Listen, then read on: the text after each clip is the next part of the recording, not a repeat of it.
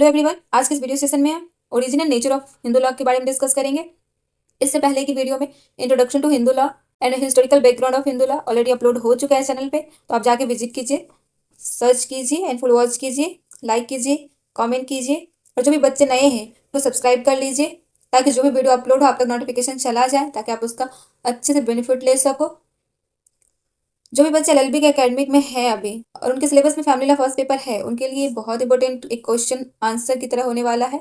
एक क्वेश्चन आपका सॉल्व हो जाएगा और अगर इसका पीडीएफ फॉर्म आपको चाहिए होगा तो डिस्क्रिप्शन बॉक्स में टेलीग्राम का लिंक है, आप वहाँ पे ज्वाइन कर लो, आपको वहाँ पे पीडीएफ अपलोड कर दिया जाएगा। और जो भी बच्चे जुडिशरी की तैयारी कर रहे हैं या फिर यूजीसी नेट की कर रहे हैं, एआईबी की कर रहे हैं, तो उन सबके लिए इंपॉर्टेंट होने वाला है। थ्योरेटिकल बेस्ड होगा, लेकिन आप अगर फुल वॉच करते हो तो इस रिलेटेड अगर एमसीक्यू बनता है, एक या दो एमसीक्यू बन ही जाता है, अगर बनता है तो आप वो सॉल्व कर लोगे। तो चलिए वीडियो को स्टार्ट करते हैं। आज हम देखेंगे ओरिजिन ऑफ हिंदू लॉ, पहले कि ओरिजिन ऑफ हिंदू लॉ क्या है, कैसे हिंदू लॉ डेवलप हुआ, हिंदू का मतलब क्या होता है, कैसे हिंदू और हिंदुस्तान का क्या कॉन्सेप्ट है, कैसे हमारा इंडिया हिंदुस्तान कहलाया, तो हिंदू और हिंदुस्तान के बीच की क्या कॉम्बिनेशन है, हम इसके बारे में भी डिस्कस करेंगे। क्या हिंदू धर्म हमारा सबसे पुराना धर्म है या नहीं, इन सब से रिलेटेड हमारे क्वेश्चन को सॉल्व करेंगे। देखते हैं कि ओरिजिन ऑफ हिंदू लॉ यानी हिंदू विधि की उत्पत्ति कैसे हुई। तो इट इज 6000 ईयर्स ओल्ड। ये सबसे पुरानी विधि है, ये 6000 वर्ष पुरानी विधि है। ये जो हमारा हिंदू लॉ है वो 6000 वर्ष, लगभग 6000 वर्ष पुराना है। Hindu law is considered of divine origin. Hindu विधि जो है वो दैवीय उत्पत्ति रखती है। हमारा जो हिंदू लॉ है वो मेन मेड लॉ नहीं, वो इसकी जो ओरिजिन है, ओरिजिन के टाइम पे ये डिवाइन ओरिजिन रखता है, ये दैवीय उत्पत्ति मानी जाती है। It is an eternal law, ये शाश्वत विधि है, यानी कि यूनिवर्सल लॉ है। ये विश्वव्यापी है, सभी पे लागू होता है। ऐसा नहीं है कि ये हम पे लागू हो रहा है, नहीं, यूनिवर्सल है, विश्वव्यापी है। यानी विश्वव्यापी सेंस कि इसको चेंज नहीं कर सकते, चैलेंज नहीं कर सकते। क्यों क्यों नहीं इसको हम चैलेंज या फिर चेंज कर सकते, चैलेंज या फिर चेंज नहीं कर सकते? क्योंकि ये डिवाइन ओरिजिन रखता है, इसीलिए ये इटर्नल लॉ है, यूनिवर्सल लॉ है, इससे हम चेंज या चैलेंज नहीं कर सकते। एंड आगे देखते हैं कि इस validity can not be question because it is considered to have supreme authority. इसकी वैधता को चुनौती नहीं दी जा सकती, चैलेंज भी नहीं कर सकते, चेंज भी नहीं कर सकते, और साथ ही हम इसकी वैलिडिटी को भी क्वेश्चन नहीं कर सकते क्योंकि इसको सर्वोच्च शक्ति प्राप्त है, सुप्रीम ऑथोरिटी प्राप्त है। ठीक, अब आगे देखते हैं कि the origin of Hindu law also known by the name of धर्मशास्त्र हैज ऑलवेज बिन डिवर्टेड। जैसे कि अब हमने देखा कि ये डिवाइन ओरिजिन रखता है, तो ऐसे धर्मशास्त्र के नाम से भी जानते हैं। पर विद्वानों के बीच बहस होती है इस चीज को लेके कि दैवीय उत्पत्ति है, धर्मशास्त्र है, कैसे श्रुति है, स्मृति, इन सब चीजों को लेके जो विद्वान है ना, उनमें कई बार मतभेद होती है, बहस होती है, क्या क्लियर है क्या एक्चुअल। कुछ लोग क्या कहना है ये दैवीय उत्पत्ति रखते हैं, किसी का कहना है कि धर्मशास्त्र में तो अवेलेबल नहीं है। तो इन पे बहस होते रहती है, डिबेट होते रहती है। अब आगे हम देखेंगे कि हिंदू विधि की उत्पत्ति पर दो मुख्य सिद्धांत भी हैं, दोनों का अलग अलग दृष्टिकोण प्रदान करते हैं। Two main theories explain the origin of Hindu law. दो मेन थ्योरीज हैं, अलग अलग दृष्टिकोण के अकॉर्डिंग अलग अलग अप्रोच रखते हैं ओरिजिन ऑफ हिंदू लॉ से रिलेटेड। तो हम देखते हैं कि क्या है हमारा two different approach relate to origin of Hindu law. तो सबसे पहले है यहाँ पे हमारा थ्योरी ऑफ डिवाइन ओरिजिन, दैवीय उत्पत्ति सिद्धांत। जैसे कि अभी हमने बताया कि जो ये 6000 ईयर्स ओल्ड लॉ है, हिंदू लॉ जो हमारा है, इसकी ओरिजिन लगभग अप्रॉक्स 6000 ईयर्स ओल्ड है, सबसे ओल्डेस्ट लॉ है। तो हमने पढ़ा कि ये डिवाइन ओरिजिन रखता है। तो इसके फिर हमने पढ़ा कि इनमें विद्वानों के बीच मतभेद होते रहता है कि ये धर्मशास्त्र में तो नहीं है, ये सच में दैवीय उत्पत्ति है। तो इस रिलेटेड हम दो अलग अलग अप्रोच भी देखेंगे। तो हमारा फर्स्ट अप्रोच हो जाता है थ्योरी ऑफ डिवाइन ओरिजिन, दैवीय उत्पत्ति सिद्धांत। The Hindu law is a complete, progressive law as ancient as all human civilization. Hindu विधि पूर्ण रूपेण एक प्रगतिशील विधि है। यह उतनी ही पुरानी विधि है जितनी की पुरानी मानवता। ये हिंदू लॉ जो है उतनी ही पुरानी विधि है जितनी की पुरानी हमारी मानवता है। Hindu law is considered god given because it is said to be derived from the Vedas. जैसे कि है ना कि डिवाइन ओरिजिन रखता है, तो ये डिवाइन ओरिजिन क्यों रखता है, हिंदू विधि ईश्वर प्रदत्त विधि क्यों है, क्यों मानी जाती है? तो इसलिए मानी जाती है क्योंकि वेदों से प्राप्त हुई बताई जाती है। हिंदुओं के अनुसार कहा जाता है कि हिंदू विधि क्यों दैवीय उत्पत्ति है, जो वेदों से प्राप्त हुई है, जो परमेश्वर से प्रकट हुए हैं। ये मेन मेड लॉ नहीं है, ये अपुरुष है। तो यही चीज यहाँ कहता है कि गॉड गिवन क्यों माना जाता है, जो हिंदू लॉ है उसे गॉड गिवन क्यों मानते, तो क्योंकि it is said to be derive from the Vedas, ये वेदास से प्राप्त हुई मानी जाती है, यानी कि ये वेदों से प्राप्त मानी जाती है, इसीलिए हम इसे गॉड गिवन लॉ कहते हैं। अब नेक्स्ट है Hindu believe that sages and saints, Rishi and मुनीज develop their power to such an extent that they received the law directly from God। हिंदुओं का मानना है कि हमारे ऋषि मुनियों ने अपनी शक्ति का इतना विकास कर लिया था का सीधा संबंध ईश्वर से हो गया था, और विधि को उन्होंने ईश्वर से ही प्राप्त किया है। यानी हिंदुओं का मानना है कि हमारे जो ऋषि मुनि थे वो अपनी शक्ति को इतना बढ़ा लिए थे, जैसे पहले थे ना कि वो तप करते थे, तो तपस्या करते करते उन्होंने अपनी शक्ति को इतना बढ़ा लिया था कि वो देवताओं से, वो ईश्वर से संबंध रखने लगे थे, तो उनका सीधा संबंध ईश्वर से होता था और वो ईश्वर से ही विधि को प्राप्त किया है, ऐसा हमारे हिंदू बिलीव करते हैं। डिवाइन टीचिंग्स आर अपुरुष है, ऐसा माना जाता है कि दैवीय शिक्षाएं जो है वो अपुरुष है, यानी ये ह्यूमन में ओरिजिन नहीं रखता, ये मेन मेड नहीं है, ये अपुरुष है, यानी किसी पुरुष ने इसे नहीं बनाया, ये डायरेक्ट ईश्वर की देन है। And are not based on human values, यानी कि वो किसी मानवीय मूल्य से संबंध नहीं रखते हैं। Law derive from the Vedas is considered independent of the state yet binding like any other legal code, यानी कि जो वेदों से प्राप्त कानून है उसको राज्य से स्वतंत्र माना जाता है, और यह राजा और प्रजा दोनों पर समान कानूनी बल से बाध्यकारी होते हैं। जो लॉ है जो वेद से प्राप्त होते हैं वो स्टेट से इंडिपेंडेंट है, लेकिन ये समान रूप से राज्य पे, यानी कि राजा और प्रजा दोनों पे ही इक्वली बाइंडिंग फोर्स रखते हैं, और यह सिद्धांत हिंदू कानून की दिव्य प्रकृति को उजागर करते हैं। और ये जो संबंध है कि ये वेद से प्राप्त हुए लॉ है और ये स्टेट से इंडिपेंडेंट है, बट फिर भी ये स्टेट और जो हम प्रजा यानी राजा प्रजा दोनों पे, सिटीजन और स्टेट सभी पे इक्वली फोर्स पे इक्वली बाइंड करते हैं। तो ये जो सिद्धांत है हिंदू कानून की वो दिव्य प्रकृति को उजागर करते हैं। दिव्य प्रकृति को उजागर करने का तात्पर्य यही है कि वो इक्वली सभी को बाइंड करते हैं, कौन राजा कौन प्रजा कुछ नहीं, सब एक समान है, इसके नीचे है, सब इक्वली ट्रीट होते हैं, इससे जिसे अक्सर अपुरुष से कहा जाता है, यानी किसी मेन मेड द्वारा बनाया ही नहीं गया कि हम ऐसा भेदभाव करें कि ये राजा है ये प्रजा है, ऐसा कुछ नहीं, ये ईश्वर प्रदत्त विधि है, इसीलिए इसके समान रूप से ये सभी पे लागू होगा। ठीक, अब आगे देखते हैं दूसरा थ्योरी क्या है। एक अप्रोच तो हमने देखा कि डिवाइन ओरिजिन रखता है, दूसरा अप्रोच हम देखते हैं कि ये प्रोग्रेसिव ओरिजिन रखता है। ये जो प्रोग्रेसिव ओरिजिन है वो किस चीज पे बातें करती है, तो वो बात करती है कि ये जो थ्योरी है प्रोग्रेसिव ओरिजिन वो believes Hindu law is based on ancient custom and religious text, जो कि प्रीडेटिंग ब्राह्मणिज्म, यानी कि ये हिंदू कानून प्राचीन विधि जो है वो प्राचीन रीति रिवाज और धार्मिक ग्रंथों पर आधारित है, और ये कैसा है, ये ब्राह्मणवाद से भी पहले का है, ये जो रीति रिवाज धार्मिक ग्रंथ है ये ब्राह्मणवाद से भी पहले का जो है उस पे बेस्ड है, ये ऐसा मानते हैं जो प्रोग्रेसिव ओरिजिन की बातें करते हैं। ठीक, अब देखते हैं आगे कि legal scholars do not accept that, legal scholar इस चीज को एक्सेप्ट नहीं करते हैं। Originated solely from divine sources, विधि शास्त्रियों के अनुसार विधियों की दैवीय उत्पत्ति के हिंदू विचार को अस्वीकार करते हैं। जो लीगल स्कॉलर्स हैं अभी के टाइम पे जितने भी विधि शास्त्री थे वो उस चीज को एक्सेप्ट नहीं करते, ये डिवाइन ओरिजिन को, जो हिंदू लोग हमारा कहते हैं कि डिवाइन ओरिजिन रखता है, ये ब्राह्मणवाद से भी पहले, इन सब चीजों को डिनाई करते हैं। कौन? लीगल स्कॉलर्स, वो इस चीज को एक्सेप्ट ही नहीं करते कि originated solid from divine sources. Before the Aryans इन्वेशन indigenous people had their own customs, आर्यों के आक्रमण से पहले स्वदेशी लोगों के बीच रीति रिवाज और प्रथाएं मौजूद थी। इनमें से कुछ प्रथाओं को आर्यों के आने के बाद हिंदू कानून में शामिल कर लिया गया था।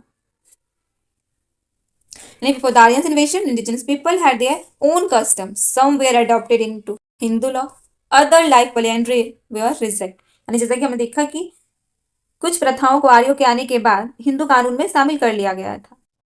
ये जो आर्य आए वो अपना भी कुछ रीति रिवाज और प्रथा लेके आए, और उन्होंने क्या किया, कुछ मौजूदा रीति रिवाज जो थे उनको उन्होंने कानूनी ढांचे में शामिल किया। आर्य खुद भी अपना लेके आए थे और जो पहले से मौजूद था उनमें से कुछ रीति रिवाज को अपने कानूनी ढांचे में शामिल किया, जिससे हिंदू का निर्माण हुआ। परंतु उन्होंने कुछ रीति रिवाज और प्रथाएं जैसे कि पॉलिएंड्री, यानी बहुपतित्व, अनाचार विवाह, इन सब जैसी जो प्रथाएं थी आर्य द्वारा मान्यता प्राप्त या स्वीकार नहीं किए गए।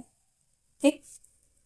अब विधि शास्त्रियों का कहना क्या है, तो इनका कहना यही है शॉर्ट में कि ये विधि दैवीय उत्पत्ति नहीं रखती। दैवीय उत्पत्ति जो हिंदू का विचार है उसको ये अस्वीकार करते हैं। यह स्मरणातीत प्रथाओं पर आधारित है जो ब्राह्मणवाद के पूर्व और स्वतंत्र वर्तमान थी। तो हमने अलग अलग टू अप्रोचेस देखे, एक डिवाइन ओरिजिन देखा, एक प्रोग्रेसिव ओरिजिन देखा।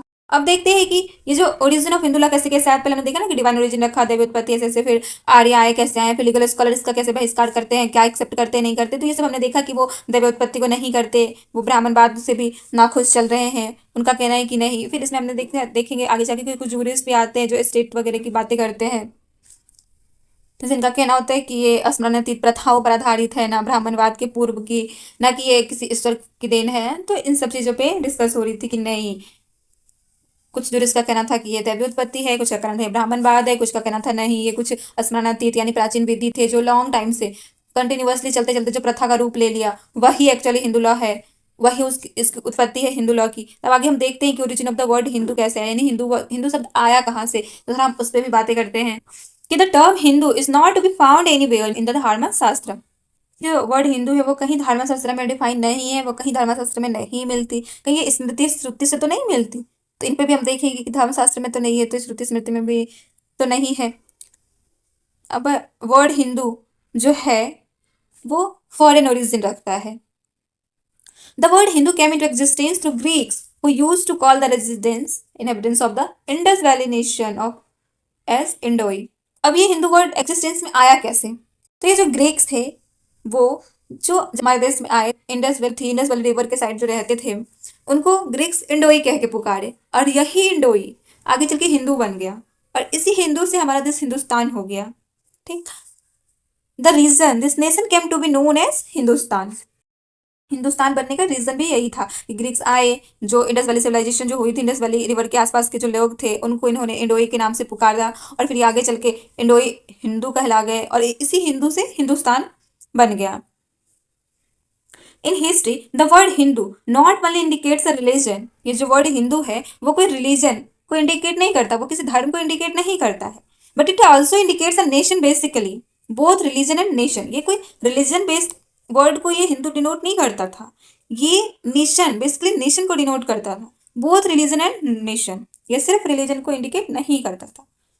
ठीक। तो हमने देखा कि वर्ड हिंदू कहाँ से आया, हिंदू और हिंदुस्तान का क्या कनेक्शन है, तो हमने वो भी देखा कि ग्रीक्स कैसे आए, जो इंडस रिवर वैली के साइड रह रहे थे उनको इंडोई बोला, इंडोई से हिंदू हो गया, हिंदू से हिंदुस्तान हो गया। तो वर्ड हिंदू कैसे आया, तो ग्रीक्स के द्वारा दिया गया, हिंदू को इंडोई बोल गया जिससे वो हिंदू बन गए। तो चलिए हमने ओरिजिन ऑफ हिंदू लॉ देखा। अब आगे हम nature of Hindu law discuss करते हैं कि हिंदू लॉ किस प्रकार का विधि है, आखिर इसका स्वरूप क्या है, इसकी प्रकृति क्या है। Hindu law is not just a legal system, ये जो हिंदू विधि है यह केवल कानूनी व्यवस्था ही नहीं है, बल्कि ये blend of religion, ethics, society and tradition है। यानी कि ये सिर्फ कानूनी व्यवस्था ही नहीं बल्कि यह धर्म, नैतिकता, सामाजिक आचार और परंपराओं का समन्वय है, और इस स्वरूप के कई विशेषताएं हैं जिसको भी हम एक एक करके नीचे देखेंगे। जिसमें सबसे पहले हमारा आता है रिलीजियस एंड एथिकल बेसिस, यानी कि धार्मिक और नैतिक आधार, जो क्या कहता है, rooted in a religion and morality, it regulates conduct and religious duties. ये कहता है कि हिंदू विधि का मूल धर्म और नैतिकता में निहित है। हिंदू विधि का जो मूल है, रूट है, वो किसमें निहित करता है, धर्म और नैतिकता में निहित है। यह केवल व्यवहार को नियंत्रित नहीं करता बल्कि यह व्यक्ति के कर्तव्य और धार्मिक आचरण को भी निर्धारित करता है, नियंत्रित करता है। ओके। अब नेक्स्ट है हमारा कि बेस्ड ऑन एंशियंट ट्रेडिशन, प्राचीन परंपराओं पर आधारित, बेस्ड ऑन एंशियंट ट्रेडिशन, प्राचीन परंपराओं पर आधारित, based on thousand of years old tradition, customs and practices reflecting historical and cultural identity. यानी यह विधि हजारों वर्षों से चली आ रही परंपराओं, संस्कारों और सामाजिक रीतियों पर आधारित है। ये केवल एक दिन की विधि नहीं थी, ये हजारों साल से चलती आ रही जो रीति रिवाज थे, जो कि बाद में रूढ़ी प्रथा का रूप ले लेता है। हम आगे पढ़ेंगे जब सोर्सेज ऑफ हिंदू लॉ पढ़ेंगे, वहाँ पे कस्टम एंड यूसेज जब हम पढ़ेंगे तब हम वहाँ पढ़ेंगे कि कैसे कस्टम का निर्माण होता है, ऐसी कौन सी रीति रिवाज से चलती आ रही होती है समाज में जो कस्टम का रूप ले लेती है और कैसे लेती है। तो इनको हम आगे डिस्कस करेंगे जब हम सोर्सेज ऑफ हिंदू लॉ पढ़ेंगे। तो जो सालों सालों से चलती आ रही हमारी रीति रिवाज होती है, जो कंटिन्यूअसली चली आ रही होती है, उसका बीच में खंडन नहीं हुआ रहता है, और जो गुड होते हैं, जो गुड रीति रिवाज होते, कुछ कस्टम्स होते हैं, कुछ रीति रिवाज ऐसे होते हैं, जो अच्छे होते हैं, कुछ बुरे होते हैं। तो जो अच्छे रीति रिवाज होते हैं वो हजारों हजार साल चलते चलते एक बार वो विधि का बल अर्जित कर लेता है और वही हमारा कस्टम एंड यूसेजेस का रूप लेता है। तो ये जो है वो 1000 of years old tradition, custom and practices पे बेस्ड होता है। यह समाज के ऐतिहासिक और सांस्कृतिक पहचान को दर्शाती है। ये जो कस्टम और यूसेजेस बनते हैं, ये क्या, तो ये जो समाज है ना, समाज के ऐतिहासिक कि आखिर इससे ये इस कस्टम यूसेज से पता चलता है कि हमारा समाज कैसा है, हमारा समाज कैसा है, इसके बैकग्राउंड में क्या है, ये चीज कस्टम यूसेज से ही क्लियर हो जाता है कि हमारे समाज की क्या परंपराएं, वहाँ के लोग कैसे हैं, क्या व्यवस्था है, वो इसी से पता चल जाती है। तो ये इतिहास समाज की ऐतिहासिक और सांस्कृतिक पहचान को भी दर्शाती है। अब आगे है हमारा जो फीचर है वो है फ्लेक्सिबिलिटी, लचीलापन, यानी कि adaptable with time and circumstances based on societal needs. देखिए क्या कह रहा है ये कि हिंदू विधि में समय और परिस्थिति के अनुसार, समय और परिस्थिति के अनुसार लचीलापन है इसमें। जैसे जैसे समय चेंज होता है, सर्कमस्टांसेस चेंज होते हैं, तो वैसे वैसे ये लचीलापन है। हमारा विधि भी फ्लेक्सिबल है, वो फ्लेक्स होते रहता है। ये इतना स्ट्रिक्ट नहीं है कि अगर समय चेंज हो गया तो भी हम उसी चीज़ को ढोते रहे, बस उसी प्रथा से चलते रहे, नहीं, ये फ्लेक्सिबल है। समय के अनुसार ये चेंज होता रहता है, रीति रिवाज समय के अनुसार चेंज होते रहते हैं। तो यही चीज़ कह रहे हैं कि ये भी फीचर है कि ये फ्लेक्सिबल है। ठीक, यह विभिन्न सामाजिक वर्गों और क्षेत्र की आवश्यकताओं के अनुसार ढलती रहती है। जिसके मैंने बताया कि जैसे जैसे आवश्यकताएं बढ़ती हैं, लोगों की जो जरूरतें होती है, उसके अकॉर्डिंग ये सामाजिक वर्ग या क्षेत्र के अनुसार ये उनकी आवश्यकताओं के अनुसार ये ढलते रहती है, फ्लेक्सिबल है, ये चेंज होते रहती है। ठीक, अब आगे का हमारा जो फीचर है वो है रिकॉग्निशन ऑफ कस्टम्स, यानी प्रथाओं को मान्यता। किन प्रथाओं को मान्यता दी जाती है, कैसे दी जाती है, जैसे कि मैंने बोला कि जब मैं सोर्सेज ऑफ हिंदू लॉ पढ़ूंगी तो वहाँ पे बताऊंगी, लेकिन चलिए एक छोटा सा यहाँ पे भी देख लेते हैं कि रिकॉग्निशन ऑफ कस्टम, ये भी फीचर है हमारा हिंदू लॉ का। तो किन प्रथाओं को मान्यता दी जाती है, the customs practice over long period and not against scriptures are accepted as law. मैं बोला कि जो अच्छी रीति रिवाज होती है सिर्फ वही एक्सेप्ट की जाती है। तो हिंदू विधि में सामाजिक प्रथाओं और परंपराओं का विशेष महत्व दिया गया है। यदि कोई प्रथम लंबे समय से चली आ रही है, यानी कोई जो प्रथाएं को, प्रथा तो बाद में बनती है, कोई रीति रिवाज, कोई परंपरा जो लंबे समय से चली आ रही होती है और शास्त्रों के विरुद्ध नहीं है। जैसे अभी हम कहते हैं ना कि हमारा हिंदू लॉ कोडिफाई हुआ है, बट कहीं का अगर कोई प्रथा चलती आ रही है तो हमें उस प्रथा को आज भी प्रेफर किया जाता है। हिंदू लॉ के होने के बावजूद भी हिंदू लॉ में भी हमारे प्रथाओं को एक्सेप्ट किया गया है, उसमें प्रोविजन दिया गया है और प्रथाओं को प्रेफर दिया जाता है। कानून के प्रोविजन से ऊपर प्रथाओं को रखा जाता है। तो इसीलिए जो ऐसी कोई रीति रिवाज परंपरा है जो लंबे समय से चली आ रही है और वो शास्त्र के विरुद्ध नहीं है, उस टाइम के अकॉर्डिंग वो शास्त्र के विरुद्ध नहीं है और अभी के अकॉर्डिंग वो लॉ के विरुद्ध ना हो, तो अब ऐसा नहीं है कि कोई गलत प्रथा है समाज में, उससे संकट पैदा हो सकती है या फिर भेदभाव हो, ऐसा कुछ भी। क्योंकि अगर कुछ इस टाइप का है ना जो समाज में असमंजस पैदा कर सकता है, तो ऐसी प्रथाओं को एक्सेप्ट नहीं की जाती, ऐसी प्रथाओं को हमारा लॉ भी एक्सेप्ट नहीं करता। तो यही बात ये कहता है कि कोई ऐसी रीति रिवाज परंपराएं जो लंबे समय से चली आ रही है लेकिन वो शास्त्र के विरुद्ध नहीं है। जैसे हम कहते हैं ना कि कोई ऐसा लॉ, कोई ऐसी प्रथा, कुछ भी जो लॉ के अगेंस्ट ना हो, तो जस्ट लाइक वही जो शास्त्रों के विरुद्ध ना हो तो उसे कानून के रूप में स्वीकार किया जाता है। तो इसका सबसे क्या है, पहला चीज कि अगेंस्ट शास्त्र नहीं होना चाहिए, और दूसरा कि लंबे समय से फॉलो किया जा रहा हो। तो ऐसे प्रथाओं को, यानी कि ऐसी परंपराओं को, रीति रिवाजों को प्रथाओं का यानी कस्टम का रूप माना जाता है। अब आगे देखते हैं और भी इसके फीचर है। नेक्स्ट फीचर है हमारा ड्यूटी सेंट्रिक लॉ, यानी कि दायित्व केंद्रित विधि। अब ये दायित्व केंद्रित विधि क्या कहता है, तो ये कहता है कि move focus on duties then rights. सबसे पहले हमें क्या करना चाहिए, अपने ड्यूटीज पे फोकस करना चाहिए, तब हमें राइट्स पे फोकस करना चाहिए। यानी यह विधि अधिकारों से अधिक कर्तव्यों पर केंद्रित करती है। ठीक, आगे है emphasises responsibility towards family and society, यानी समाज में रह रहे व्यक्तियों से यह अपेक्षा की जाती है कि आप अपने कर्तव्य पे फोकस कीजिए, तब आप अपने राइट को देखिए। जैसे कि ऐसा ना, अगर हम अपने ड्यूटी पे वर्क करते हैं तो हमारा खुद ही राइट सेफ हो जाता है। तो यही चीज़ यहाँ पे कि हमें अपने ड्यूटी पे फोकस करना है, तब हमें अपने राइट को देखना है। और समाज में रह रहे लोगों से अपेक्षा की जाती है कि वह समाज परिवार के प्रति अपने दायित्व को निभाए, यानी कि अपनी ड्यूटीज को निभाए। अब नेक्स्ट फीचर ये है कि रिलेशन विद धर्म, धर्म के साथ विधि का क्या संबंध है। जैसा कि हमने ऊपर देखा कि कहीं ये जो विधि धर्मशास्त्र में तो नहीं, कहीं वो दैवीय उत्पत्ति तो नहीं है, इन्हीं दो चीज़ों पे बहस हो रही है कि ये दैवीय उत्पत्ति है, कोई कह रहे नहीं धर्मशास्त्र से, यानी ब्राह्मण के आने के बाद, ब्राह्मण के आने के बाद हुआ, आर्यों के आने के बाद हुआ, तो इन्हीं पे ये पूरा बेस्ड है। तो अब ये धर्म के साथ विधि का क्या संबंध है, तो उससे रिलेटेड हम देखते हैं कि based on dharma not just religious belief but a code regulating behaviour and social balance. Hindu विधि का जो आधार है वो धर्म है। यहाँ धर्म का अर्थ केवल धार्मिक आस्था से नहीं है, केवल धार्मिक आस्था से नहीं है, बल्कि वह संहिता है जो व्यक्ति के आचरण और सामाजिक संतुलन को नियंत्रित करती है। ये जो विधि है वो धर्म पे आधारित है, धर्म ही है इसका आधार। लेकिन ये ऐसा धर्म नहीं है जो किसी व्यक्ति के धार्मिक आस्था पे है, बल्कि यह एक संहिता है कि एक कोड है जो किसी भी व्यक्ति के आचरण और सामाजिक संतुलन को नियंत्रित करती है। यानी इसमें कुछ ऐसे विधि बनाए गए, कुछ ऐसे नियम हैं जो व्यक्ति के आचरण, उनका आचरण कैसा होना चाहिए, क्या करना है क्या नहीं करना है, किससे सामाजिक संतुलन बना रहेगा, समाज में सामंजस्य बने रहेंगे। तो ये इन सब चीजों से रिलेटेड एक नियम कानून का संहिता है। आई होप आपको ये वीडियो अच्छी लगी हो। तो आज हमने origin and nature of Hindu law देखा। अब आगे हम डिस्कस करेंगे सोर्सेज ऑफ हिंदू लॉ पे, एंड देन फिर school of Hindu law discuss करेंगे, और एक एक करके हम सारे एक्ट को भी कवर करेंगे। Hindu marriage act, adoption maintenance act, guardianship act, सारे एक्ट को, सक्सेशन एक्ट वगैरह जितने हैं सबको एक एक करके कवर करेंगे। तो अब जो हमारा नेक्स्ट वीडियो होगा वो किस पे होगा, सोर्सेज ऑफ हिंदू लॉ पे होगा। तो चलिए, thank you, take care and bye bye. मिलते हैं नेक्स्ट वीडियो में सोर्सेज ऑफ हिंदू लॉ पे।